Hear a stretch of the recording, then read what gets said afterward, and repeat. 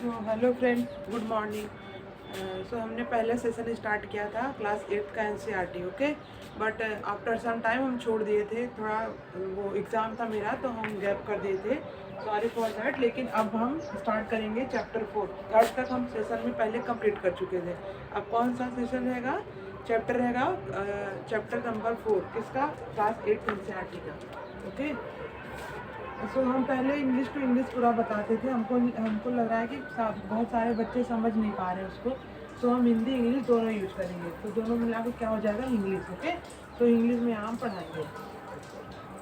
So now we discuss chapter number 4। So you can sign your book. Chapter number 4 given data handling.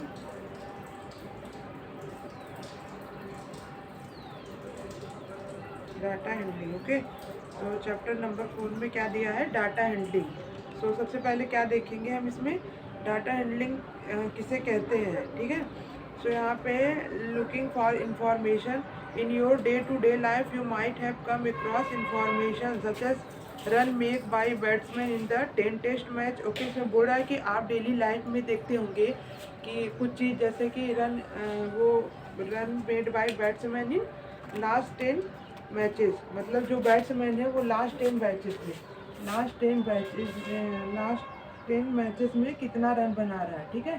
पहला तो ये हो गया। दूसरा क्या है, दूसरा है कि number of wicket taken by bowler, number of wicket taken by bowler in last 10 ODIs, मतलब जो बॉलर है वो कितना विकेट लिया लास्ट 10 बॉल में, ओके, लास्ट 10 बॉल में। और तीसरे में क्या है, mark scored by student of your class in mathematics unit test, बोल रहा है कि स्टूडेंट कितना मार्क्स स्कोर किए किसमें, यूनिट टेस्ट में, ओके। सो थर्ड में क्या है, marks scored by student in unit test, okay. और फोर्थ क्या है इसमें, number of story books read by each of your friend, बोल रहा है कि नंबर ऑफ स्टोरी, आपके फ्रेंड ने कितने नंबर ऑफ स्टोरी को रीड किया, number of story by your friend, okay, by your friend. तो हम यहाँ पे क्या देखेंगे तब, the information collection in all such case is called data. सो इसी सारे इंफॉर्मेशन को हम कलेक्ट कर लेंगे, ठीक है, कलेक्ट कर लेंगे, कलेक्ट फॉर्म में कर लेंगे, तो उसी को क्या कहेंगे हम, डाटा, ठीक है। और चैप्टर का क्या नाम है, डाटा हैंडलिंग, ओके। सो दिया है, data is usually collections in the context of situation that we want to study. So data मतलब क्या होता है, सभी इंफॉर्मेशन को कलेक्ट किया जाए किसी भी सिचुएशन में जिसको हम क्या करना चाहते हैं, स्टडी, ठीक है। जैसे ये सारा सिचुएशन हो गया, इसके डाटा को हम कलेक्ट कर रहे हैं, ठीक है, और उसको क्या करेंगे, फिर हम स्टडी करेंगे, ठीक, वन बाय वन। तो जैसे कि for example a teacher may like to know the average height of student in her class, जैसे टीचर हो गया, अब वो एवरेज हाइट जानना चाह रहा है सारे क्लास के स्टूडेंट का, तो वो कैसे कर सकता है, डेटा हैंडलिंग द्वारा, ठीक है। So find this, she will write the height of all student in her class. तो कैसे फाइंड करेंगे, सबसे पहले सारे स्टूडेंट का क्या लिख लेंगे, हाइट लिख लेंगे, ठीक है, हाइट लिख लेंगे। फिर organise the data in systematic manner, फिर कैसे किस में मैनर में वो डिफाइन करेंगे, सिस्टमेटिक, जैसे कि अगर किसी बच्चे का हाइट 10 हो गया तो उसको 10 पहले लिखेंगे, उसके बाद अगर 30 हो गया 30 लिखेंगे, 40 लिखेंगे, 50 लिखेंगे। सो ऐसे ऐसे करके हम क्या करेंगे, सिस्टमेटिक वे में क्या लिख लेंगे, उसकी हाइट लिख लेंगे, ठीक है। सो फिर क्या हो रहा, to find this she will write the height of all students in her class, organize the data in systematic manner and then interpret accordingly, फिर उसके बाद उसके अकॉर्डिंग वो फाइंड करेंगे, ठीक है।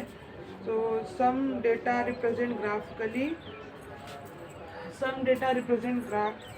graphically to give a clear idea when it represent, do you remember the different type of graphs which have learned in earlier class। वो बता रहा है कि आपको कुछ टाइप ग्राफ जो हम होगा वो अर्लियर क्लास में भी पढ़ चुके हैं, ठीक है, क्या आपको याद है, वही पूछ रहा है। सो हम क्या है यहाँ पे, पहला कौन सा ग्राफ है, पहला कौन सा ग्राफ है, now we understand one by one our graph, okay. So now first we remove तो हमने पहले क्लास को पहले ये सेशन चलाया था क्लास 8 एनसीईआरटी के लिए। सो हमने वो 3 चैप्टर तक पढ़ा था, उसमें 3 चैप्टर तक पूरा कंप्लीट कर लिया था। सो आफ्टर थोड़ा टाइम में हम उसको छोड़ दिए थे, अब फिर उसको सेशन को हम क्या कर रहे हैं, कंटिन्यू करें। अगर इसको आप पहले वाला चैप्टर आप जानना चाहते हैं तो इसी में प्लेलिस्ट में दिया गया है सारा वीडियो। तो इसमें क्या बोल रहे हैं, एक सेकेंड बस। ये पूरा सेशन एनसीईआरटी पे बेस्ड है, ठीक है। अगर आपको इसको समझना है तो आप क्या करेंगे, अपना बुक लेके बैठेंगे। ये स्टार्टिंग से सारा चैप्टर वाइज से स्टार्ट है, पूरा एग्जाम्पल एक्सरसाइज सभी, ठीक है। एक्सरसाइज सॉल्व एग्जाम्पल सॉल्व करने का क्या है बेनिफिट, कि हमको एक्सरसाइज अच्छे से समझ में आ जाता है, ठीक है। तो सबसे पहले हमें क्या सॉल्व करना चाहिए, एग्जाम्पल। तो जो एग्जाम्पल दिए पहले उसको हम डिस्कस करेंगे, ठीक है।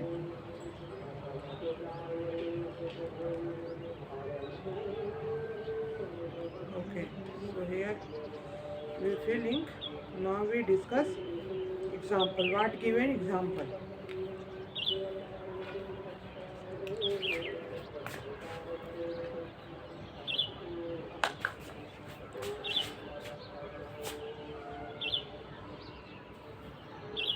तो इसमें क्या दिया है,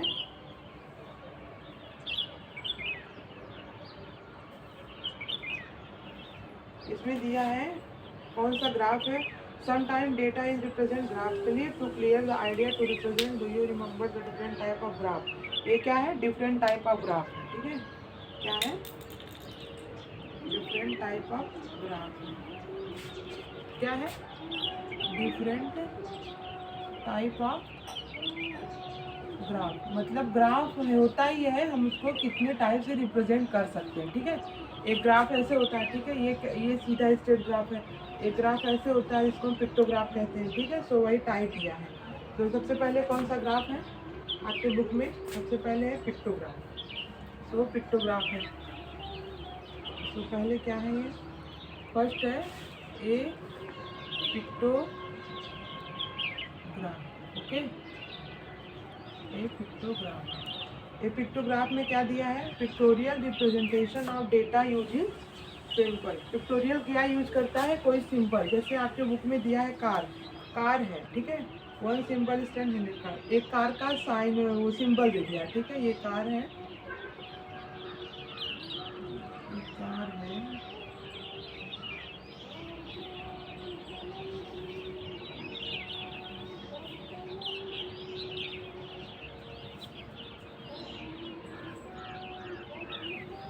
एक कार है, ठीक है। ये क्या बनाया है, एक कार बनाया है। तो उसमें वो क्या बोल रहा है कि ये कार को हम क्या करेंगे, ये सिंबल हो गया। तो ये कार कितने कार के बराबर है, 100 कार के, ठीक है। तो मतलब एक सिंबल एक कार कितने को डिराइव कर रहा है, 100 कार को, ठीक है। तो इसमें यही बताया है।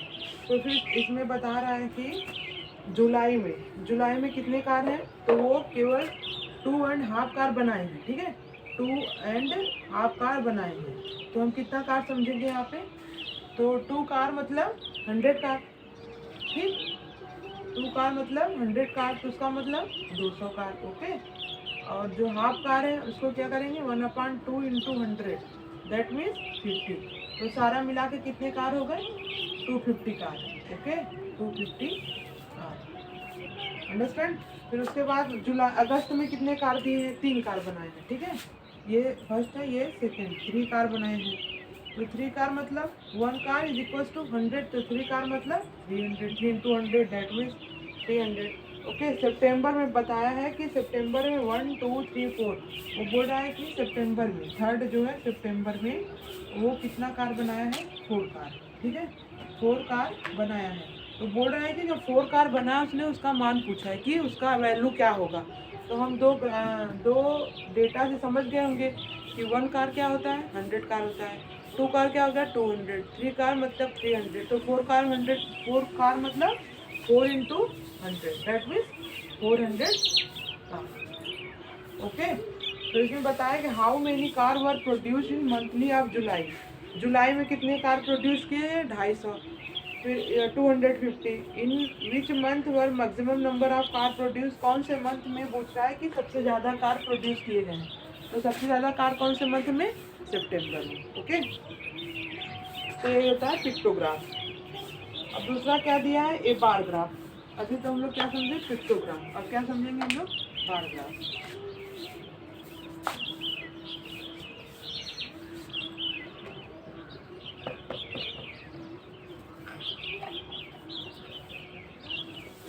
So now you understand bar graph, ठीक है। सेकंड,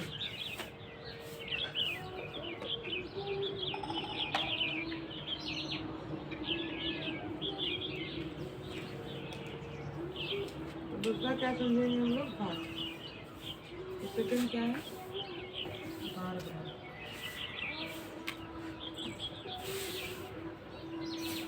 बार ग्राफ में क्या दिया है, बार ग्राफ में दिया है display of information using bar of uniform width where height being proportional to the respective value. वो बोल रहा है एक यूनिफॉर्म मैनर में, जैसे ये हो गया, ठीक है, एक यूनिफॉर्म मैनर का गैप लेंगे, उसको हम किस पे दिखाएंगे, लाइन पे दिखाएंगे। जिससे हम लोग क्या करते हैं, यहाँ पे यूनिफॉर्म डिस्टेंस लेंगे, जैसे आपके कॉपी में दिया है, यहाँ पे क्या लिया है 50, यहाँ पे क्या लिया है 100, उसके ऊपर क्या लिया है 150, ठीक है। तो ये क्या होगा, ये इक्वल मैनर में डिफरेंस रहेगा। 50-50 डिफरेंस लिए हैं सबसे पहले, तो सारा 50-50 होगा, ठीक है। जैसे देखिए यहाँ पे 50 लिए हैं पहले, तो दूसरे में क्या होगा 100, तीसरे में क्या होगा 150। तो आपके आपके बुक में दिखाया है,